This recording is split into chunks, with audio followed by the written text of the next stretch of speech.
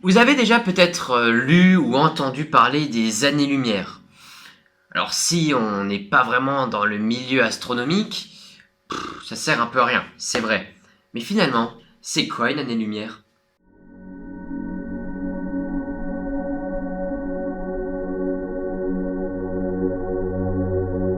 C'est pas du tout une année comme une année 2020, année 2019. Ça n'a rien à voir.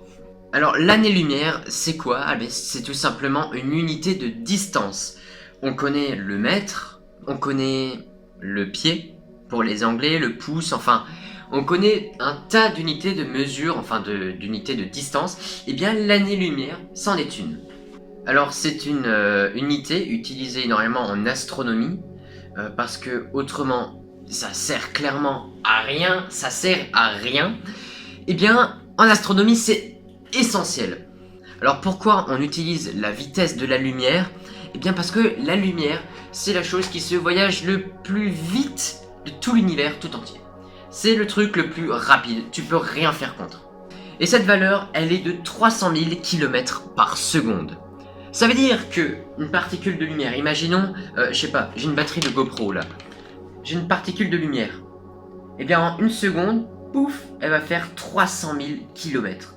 À titre de comparaison, la Lune, elle se situe à peu près à 380 000 km si je me trompe pas de mémoire. Eh bien ça veut dire que la lumière, si elle part de la Terre, elle va prendre une seconde pour aller jusqu'à la Lune. Si on prend toujours l'exemple de la Lune serait alors située à une seconde lumière de la Terre. Vous voyez un peu le principe?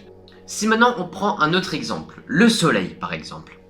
Le Soleil, il est situé à 150 millions de kilomètres de la Terre. C'est absolument énorme. Et la lumière qui est produite par le Soleil prend environ 8 minutes 20 secondes pour arriver jusqu'à la Terre.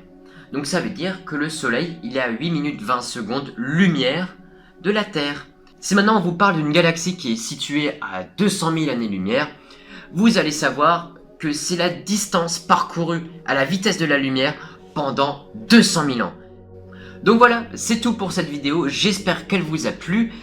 N'hésitez pas à vous abonner, à lâcher un petit pouce bleu et à rejoindre le serveur Discord si ça vous tente, si vous avez envie.